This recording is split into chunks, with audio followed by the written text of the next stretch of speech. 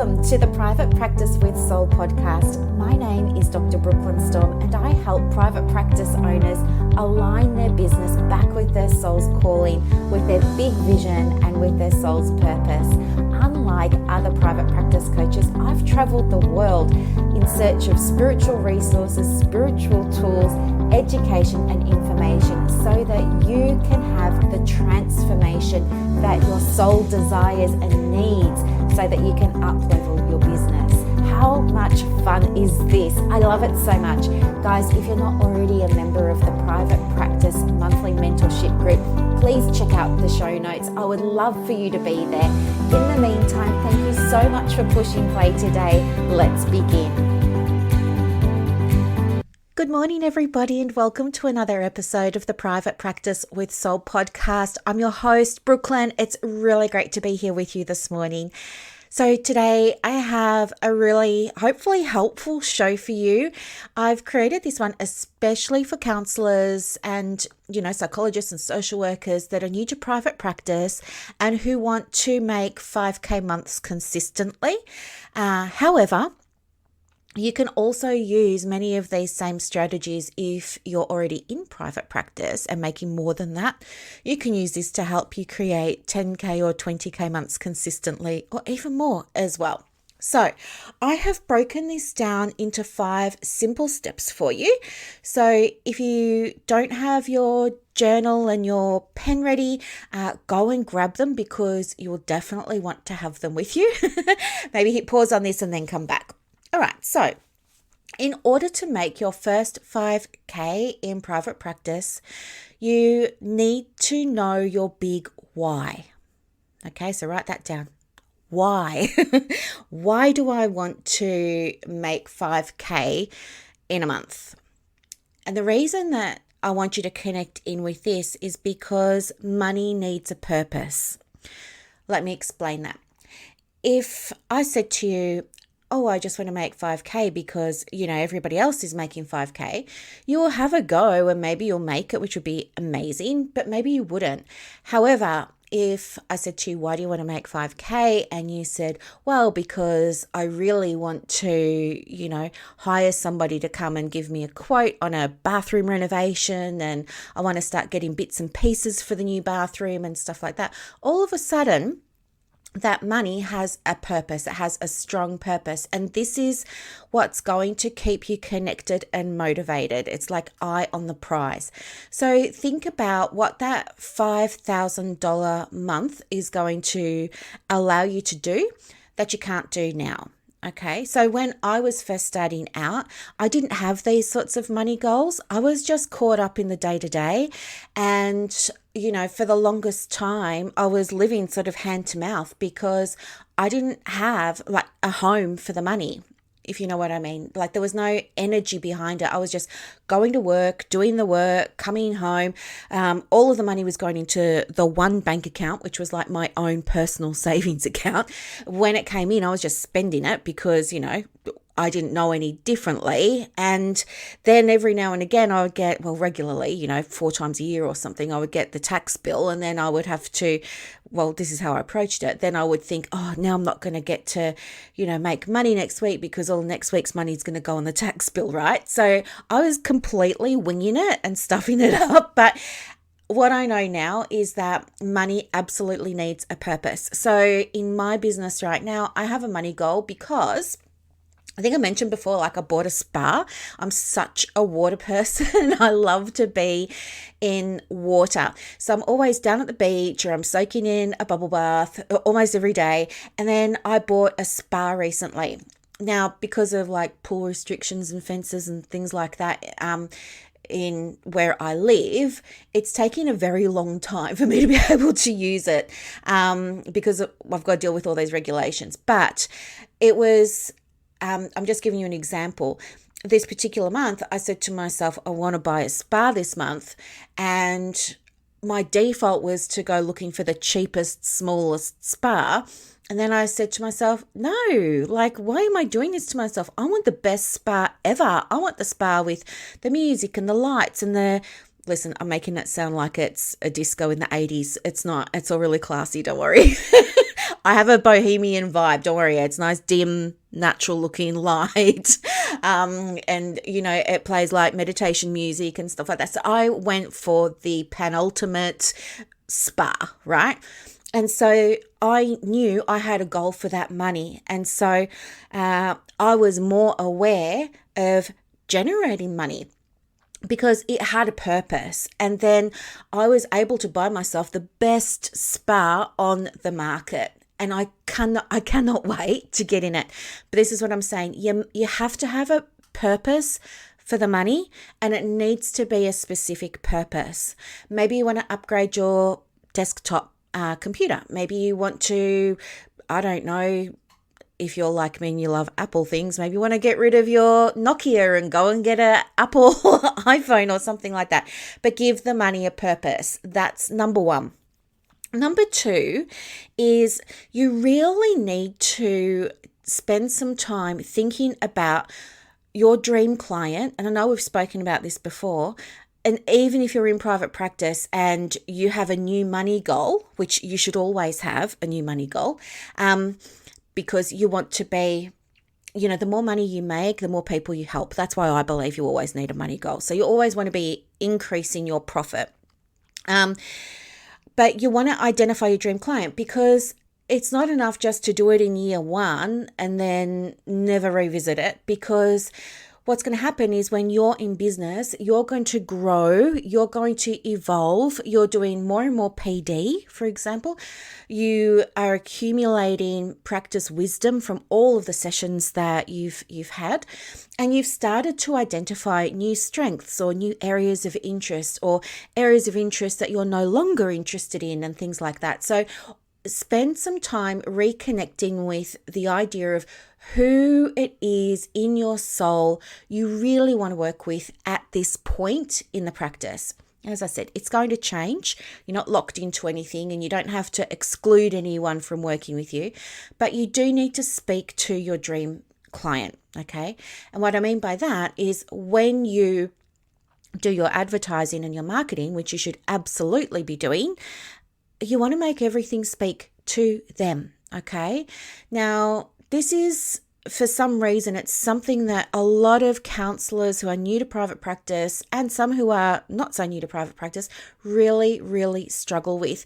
And all you have to do is look at, other therapists' Instagram feeds and you'll see what I mean. They're not speaking to their dream client. They do things like they share quotes or they share blog posts from other people, but they really do themselves a disservice, because when that happens, they're not sharing their own voice. And your client, the whole point of you having a social media account, for example, or email or blog, is to connect with your client using your voice, right? Don't do lazy advertising where you're just throwing spaghetti at the wall and hoping it will stick, because it won't. It's going to fall off. But if you can speak to your dream client, and this is the other thing, not using therapist language, but using your client's words in your text, then you will be able to enroll more people into your offers, your programs, your one-to-one services like your counseling and things like that. So make a note to have a look at the last 3 months worth of social posts that you put up and check for yourself, what would this post mean to my dream client? What would my dream client think when they read this post? Would they feel like it was meant just for them?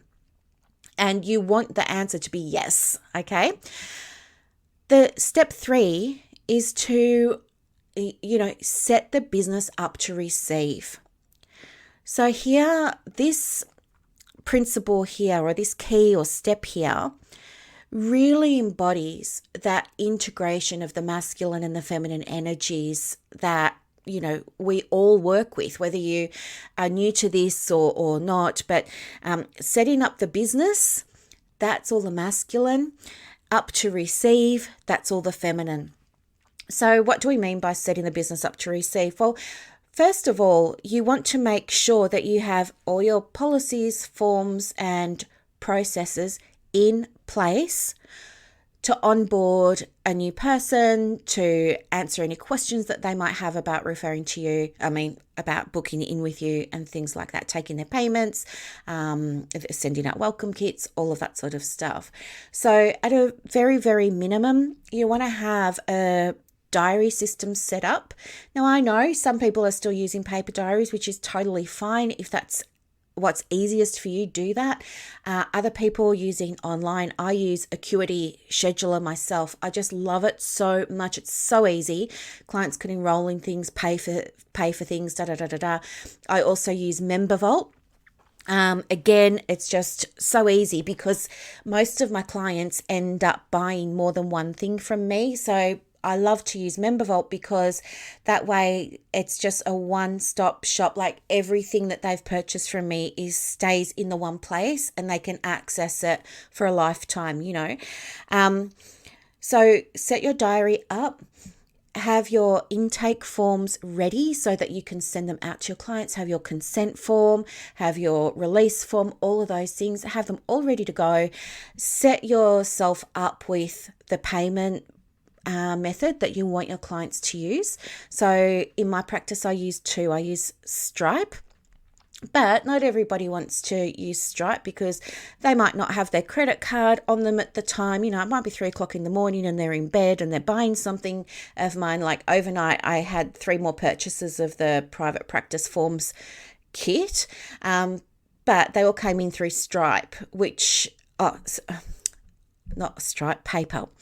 So the difference between Stripe and PayPal is when people go to purchase something through Stripe, they need to have their credit card on them so that they can type in the credit card details, process the payment.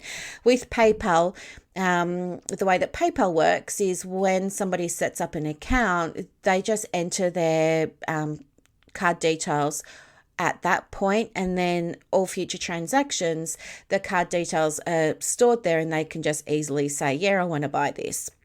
So I offer both to my clients because I know a lot of my clients buy things in the wee hours of the morning. So think about how you want to be receiving payments, and get that all set up, okay? And then you want to make sure that, let's say you've got your diary and you're ready and waiting to receive bookings from clients. If you're just new to private practice, don't open your diary, for 5 days from 9 till 5, because what will happen is you'll get 1 or 2 or 3 people trickling in to the diary and it's really going to disrupt your week. What I would suggest is while you're just building up, open for 1 afternoon and 1 morning. Or if you really want to do 3 times, you could have 1 morning, 1 afternoon, and 1 evening. Okay. And if you're going to do that, I would absolutely recommend you have a Saturday morning in there somewhere, because they're really popular times, and so are times between 4 and 7 p.m. So just start small. Don't offer them access to your full working week. The reason for that is because we want them to choose, do they want a morning, afternoon, or evening appointment? Let's fill up those places before we start opening up new ones. Otherwise, you're going to lose your time. It's going to be more expensive for you because, I don't know, maybe you're going to have to do things like organise a babysitter or I don't know. But it's just not good business sense to open up the diary for full 40 hours or whatever it is. Just start small, wait until it fills up, and then start something else. Step 4 is to set yourself up to receive. So this is where we're talking about the inner work. And what I mean by setting yourself up to receive is I really want you to have a look at your beliefs around different aspects of the private practice. So what do you believe when it comes to marketing your private practice? What do you believe when it comes to having your systems sorted out in the business? What do you believe about charging fees? What do you believe about cancellation policies? What do you believe about, how long it should take you to fill your diary? What do you believe about booking people in for follow-up sessions? So unpack for yourself the different areas of your private practice and ask yourself as a journal prompt, what do I believe about this side of my business? And allow yourself to do stream of consciousness writing and just see what comes up. And, when you run out of things to write, that's when I want you to dig deep and come up with another 3 things on that area. That's gold, because that's where we sort of go from emptying out all the surface level stuff, all that stuff that's in our conscious awareness, and then we start to dig down into the subconscious stuff. Okay, so push through that block of feeling empty and dig deep and come up with 3 more beliefs that you have. And then, of course, once you have those beliefs, you want to process them and work through them, because here's the thing, whatever you put out there, whatever belief you have, you are going to see more of. Okay, so if you're believing it's going to be difficult to fill a diary, then your reality will be that it's difficult for you to fill the diary. And it's not that it is, it's that your brain receives, 400 billion bits of information a second, but can only process 2,000. So it uses your beliefs as a filter. So it's only going to show you what you already believe to be true. So do some work around any beliefs that could possibly be holding you back. And if you need help with it, let me know and I'll absolutely support you in processing those, because I want you to be able to have a successful for you private practice when you're ready to step into that. And then number 5 is track your progress. And it can feel a bit strange tracking progress when you're yet to receive clients, but even tracking your progress around steps you're taking every day to receive clients. Now, tracking your progress around steps you're taking every day to receive clients could be things like, did I create an affirmation today that supports me in this practice? Like maybe you have an affirmation that says, every day I'm setting the business up to receive my first client, or every day I know I'm a step closer to receiving that first client, or something like that. But maybe your progress is in making and tuning into and doing the inner work around the business. Maybe your progress is in making sure you're actually connecting with people online. Maybe your progress is updating your social media posts to speak to your dream client. Okay. For example, you might say, my dream client is, working mums with anxiety. And that's very, very general, isn't it? But if you had a dream client who was, I don't know, a mum who was setting up her business from home and she had a special needs child, that's more specific, right? The mum with the special needs child, or the mum with a child that needs extra care, extra attention, has a medical condition or something like that, they're going to be more interested in your post than someone who's not, because it's speaking to them. Okay, so make sure that you use their language also.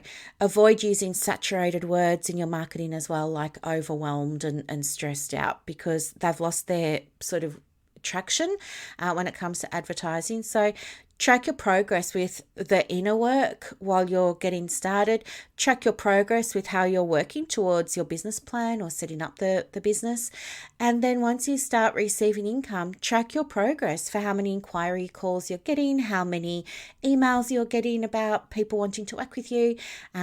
Track your progress around, comments on your social media, or likes or saves and things like that on your Instagram posts. So the reason that you want to track your progress is because what you focus on is going to expand. What you focus on grows, okay? It's a universal law that this happens, but it's also neuroscience that this happens. Again, because whatever you're tuning into, you're going to see more of. So instead of saying, it's another day and no inquiries, if that's what you're focusing on, you're going to see that more. But if you start to say, today was a really good day, I refined my message and I got it out there, and I'm excited to see the flow-on effect from that, or the ripple effect from that, then you will start to see a flow-on effect and a ripple effect. So they're the 5 steps. Just to recap, today in this episode, you've learned the 5 things you need to do to start receiving consistent 5K months. Step 1 was to really know your big why and use that as your driver. Connect with your big why every single morning. Step 2 is, review or identify who your dream client is at this point in your private practice and update your marketing to speak to that person. Step 3 is to set the business up to receive. Step 4 is to set yourself up to receive. And step 5 is to start measuring your progress. So, we go into a lot more of this in Clients on Demand. And, I'm so excited because we've actually got 12 people on the waiting list and I haven't even advertised it yet. Clients on Demand, I think I'm going to open the doors. It starts once a quarter. It runs once a quarter. So I think I'll probably open up the doors to that the first week of June. But if you want to go on the waiting list, let me know, because to honour the people who are on the waiting list, I'm going to give them a really big discount on the program, just so that they can lock in their places. We'll go from there. So let me know. You can send me an email or connect with me on Messenger or even on Instagram at The Private Practice Coach, and let me know if you want to jump on the wait list. And as I said, you'll get a big discount if you want to purchase it now for a 1st of July start. Okay, thanks so much for listening, everyone, and I hope this was super helpful, and I'll see you on Saturday. Okay, bye.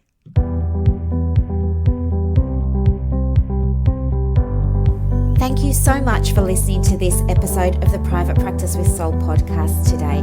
If you're looking for clarity, if you need help with branding, your processes, and bringing everything into alignment with your soul's purpose for your private practice, head to the show notes and click the link for more information about the Private Practice Monthly Mentorship Group. You are going to love it. I can't wait to see you in there. Thanks so much for listening. Bye.